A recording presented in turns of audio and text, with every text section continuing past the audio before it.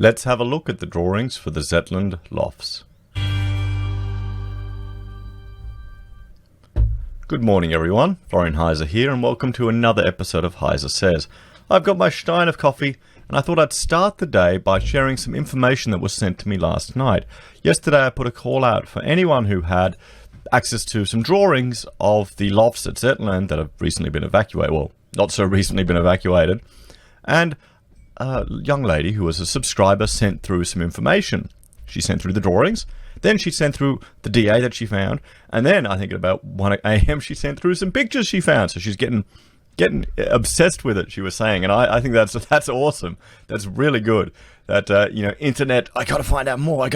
What's happening here? So thank you very much for sending all of that through, and I'll keep your identity anonymous just in case you have family in the building next door or something. So we'll start by having a look at these images here from CoreLogic, and they give a nice view of the context, don't they? And you can see here quite clearly on this photo, running up the middle here is a box cutter. A box cutter here. So you've got the wall coming up here, so you have some flashing here and you got all these windows here. So every time you have every change in pitch, every change in from a vertical plane to an angled or horizontal plane, those are all points where water can get in. Even one, if you're layering sheets of roofing one on top of the other, where you put them on top of each other, that's a potential for water to blow up and get in, or just to wick in ever so slightly. So you as a rule of thumb, you want to minimize those type of things, and that's the challenge as a designer.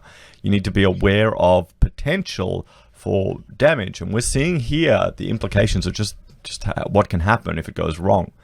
We're seeing here well, let's just blame it all on these solar panels here. Yep, no, it was the green solar panels. They're destroying the whole building. Yeah, guaranteed. Yep, proven.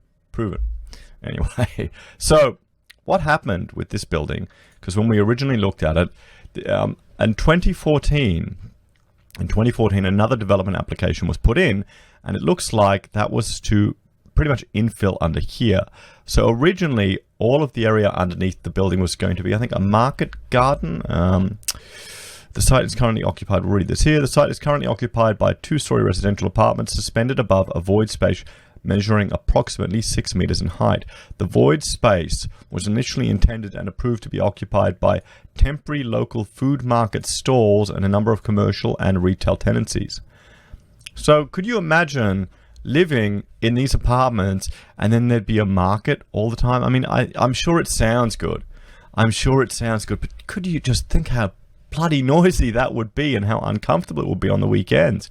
I guess you could go and pay a fortune for your overpriced organic pears and other things that people, maybe your Soylent Green, or I was watching a Thunderfoot video recently where he was debunking a dehumidifier that gets water from the air at a hippie spiritual fest, and they were all paying a fortune, like $1,000 for a $200 dehumidifier. Maybe that could be here as well.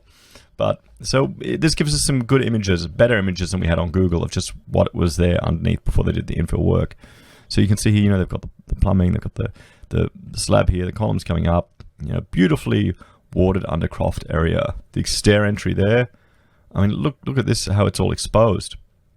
If this is a fire stair, that's concerning depending on what they're building around it, but I'm sure they would have fixed all of that later. So they're just going, this is the render here of what they did, and we won't go into any more detail about that, but what we'll do is we will jump straight into some of these drawings. So what we have here are the sections, and these were prepared for the infill development that you can see down here in the bottom where they've colored it purple. So we can assume that the stuff on the roof is an accurate representation of what happened, or as accurate as we can get at the moment. Now remember, these are just development application drawings, and the focus was just on what was happening here. Council isn't worried about anything going on there. So the accuracy of the elements at the top here can't be guaranteed, but it kind of aligns up with what we're seeing on these photographs. Here again, with the gutter and the pitch changes, these type of things that are coming through in the photographs. So if we have a look here, which one? I think this is a better section here. We can see, we'll have a look here. So looks like you've got the pitched feature element coming down to create this existing, loft space up here, the window to bring light down in there, which would have been fun to clean, but I guess you could do it from there.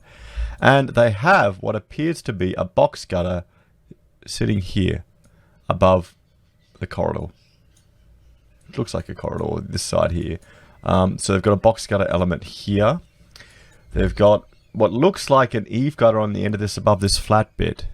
So if we I'll bring up an elevation view here. You can see here in elevation. This is internal, or internal to the building. So you can see here they've got a flat element running here, and behind it they've got a gutter. So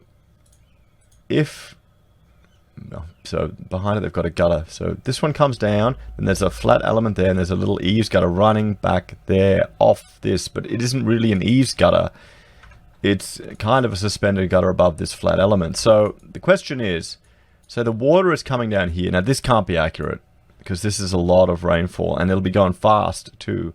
So there's an issue here where there's a change of materials here, so that would have to be detailed. Now remember, these are just DA drawings, so they're not accurate.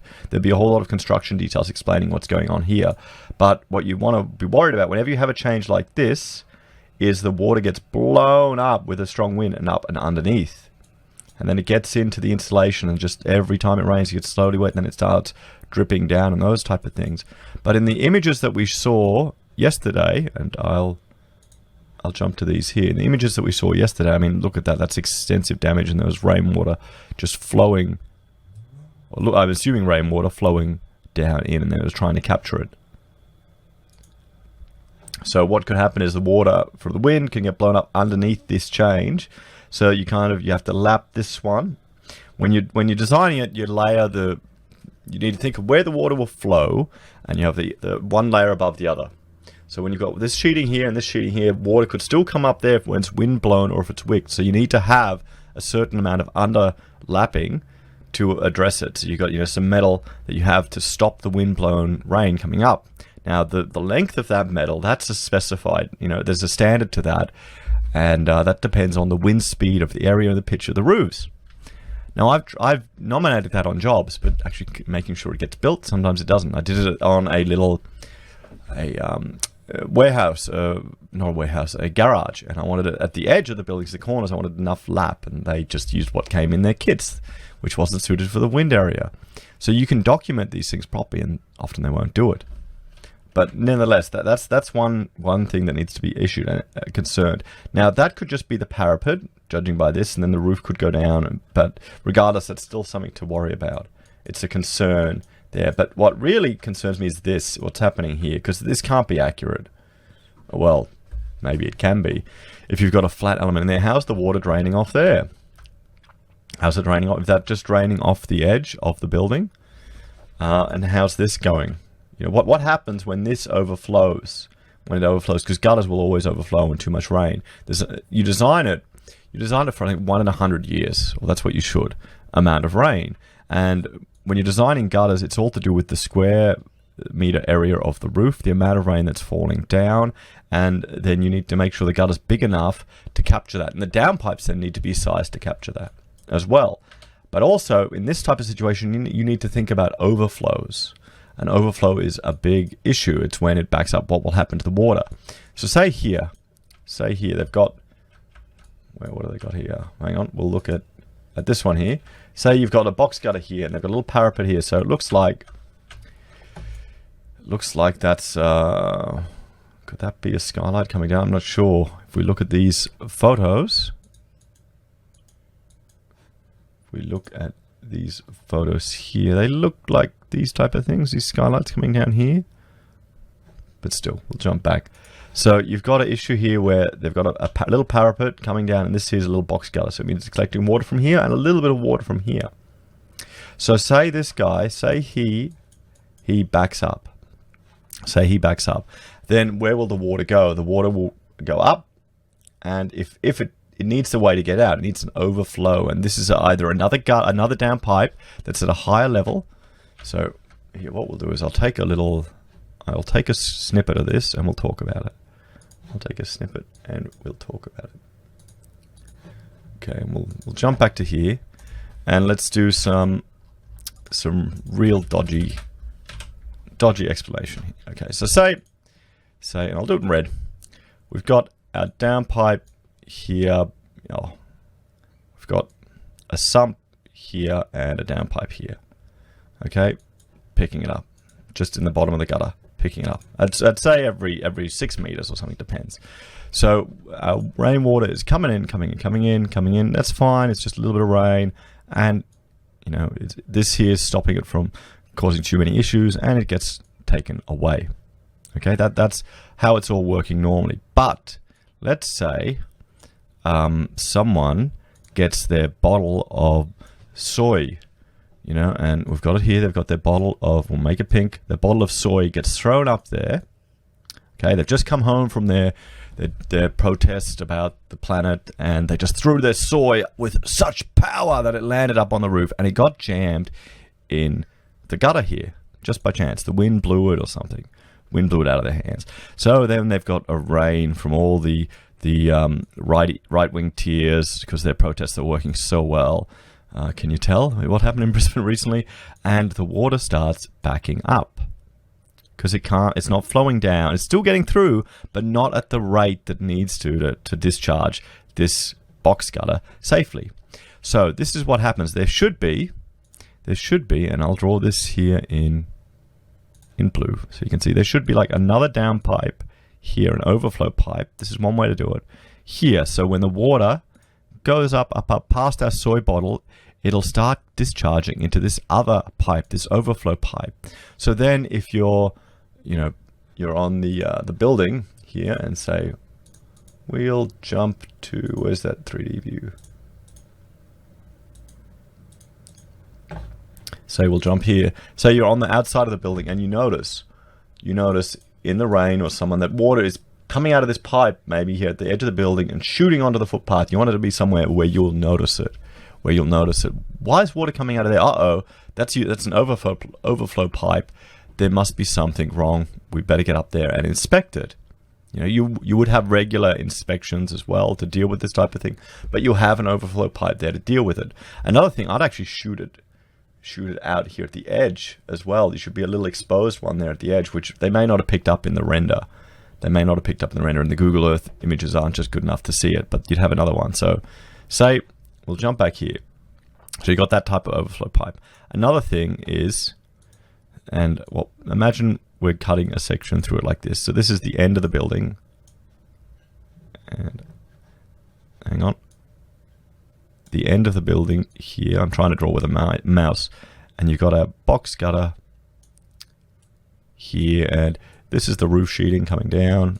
Oh, beautiful. Now, and we've got, a sump.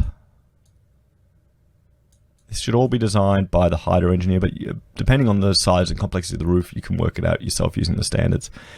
And here is what I'd call a little overflow as well. And this is where if the bottle of soy gets trapped in here, the water will fill up and it'll still discharge there a little bit, but then it'll start spitting out over the side of the building. And this is what we had to do on a job when we were brought in to rectify some box gutters in a retail environment. It was all leaking through. And the big problem is, and we'll just erase all this, is if this overflow system isn't working, if this is blocked up, the other one's blocked up, and the job that we worked on, the overflows were not built at the correct height. They were built too high. So the problem is under here, you got your roof sheeting and you got your lapping and everything. The problem is the water can get up and get underneath here, particularly if it's sitting at this level, if it fills all the way up and get underneath here as well, and then start drenching everything that's in here and start running in and going down into these spaces. And that can happen if the overflows aren't sized correctly, if the sumps aren't sized correctly, if the overflows are at the incorrect height. So say, we had one people on this job that we were fixing, the overflows were up here, which was higher than the actual point for when the water would start flowing underneath the roof sheeting and going back inside. It was higher, and they wondered why it wasn't working. And what causes this? Lack of understanding in the people installing it. I think they got a handyman to do it, so he didn't understand what he was doing. Lack of supervision, those type of things. So that could be how the box gutters are an issue. Now, box gutters are not the bane of everyone's existence. They can be done well. They can be manufactured good. I've got here, this is a roof construction manual for pitched roofs. It's one of the detail books, and it just goes through all these beautiful calculations and Germanic construction. But if you try and get someone to build something like that here in Australia, what do you think happens? What do you think if you're in a design and construct situation and you're working for the builder and you try and push for hang on, sorry, I need to move over here. You try and push for correctly designed box gutters. You want a redundant gutter underneath. You can even do that too. You can have a redundant overflow gutter internally and then take the water outside. What do you think will happen there? Cost cutting. Real simple. They can get away without doing it because those are above and beyond extras. But we're seeing now what happens.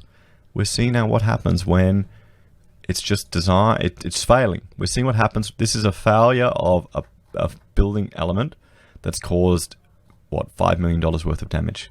We're seeing what happens when that fails. And the problem is when you're the architect, they're arguing to put the things in place to address these issues. You don't have the level of authority that was in the past. Because if you're working under the builder, they're your client, they can overrule you. And that happens. That happened to me on a job. I lost a huge client, was feeding me $500,000 worth of work a year in revenue. Gone, because I didn't agree with how they were waterproofing something. If you don't play team, if you're not a team player, and if you're watching my channel, you could probably understand how I might make sometimes be a bit of a pain in the ass because I want it done a particular way. You can see why. Well, I know why I want it done a way because I don't want this type of shit to happen, and I don't want to lose my house over it.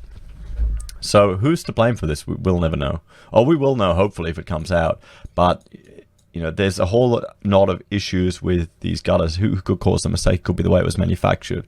Could be the way it was designed. It could be the way it was maintained. Maintenance. There's maintenance requirements in these things. Maybe they didn't check it, and they voided the warranty because they didn't maintain it. That could be another issue too. It's all in the building manual. So there's a whole heap of issues that need to be discovered. And if you're buying in here, do you think your building and pest guy would have gone up on the roof and checked all the box gutters? Do you think they would have done moisture tests in this corridor upstairs? I don't know. You'd hope they would, but that would really add to the cost of buying one of these things from a couple $100. Well, I guess, $500 to $1,000 to check, to do a defects, to do a proper one. But to get up there, to get up to this spot, we'll look here at some of the internal views. I'm sure there'd be an access point. You could get a ladder up there. Or, here we go. Here's some of the materials they were proposing. Aluminium composite panel, silver. Let's hope that's not a flammable one, eh? And a composite panel, Flemish blue, vertical steel fencing. So you can see here what they're proposing. So, guys, yes, that's a little bit about box gutters, a little bit about what's happening there. That's the sad state of this building. It was a box gutter that I finally twigged onto it yesterday. It took me a while. I don't know, I'm paranoid about them, guys. I'm just paranoid about them. I guess I know why you want to do it, because they wanted to keep that nice sharp line there. It looks good.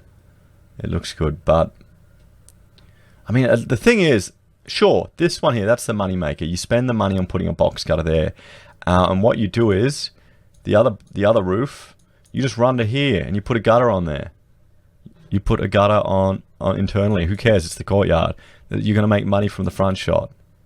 You're not going to make money from the internal shot. See, there we go. I'm not thinking like an architect, am I? So, guys, that's what I suspect that's happened, and we'll have a look. We'll see more information that comes out. Let me know what you think, everyone. If you're a roofer, share some stories about great box gutter designs, some that have actually worked. Look here. We've even got. It looks like that. this is sitting on the edge. Yeah, that could be fine if it overflows here, but if there's another bit of roof there, it may not. It just all depends. We need to get the actual construction drawings of what's happening here. So yes, everyone, thanks for joining me for this episode. Please like, share, and subscribe. Ding the bell to see my daily videos, and I'll see you all again later. Bye for now.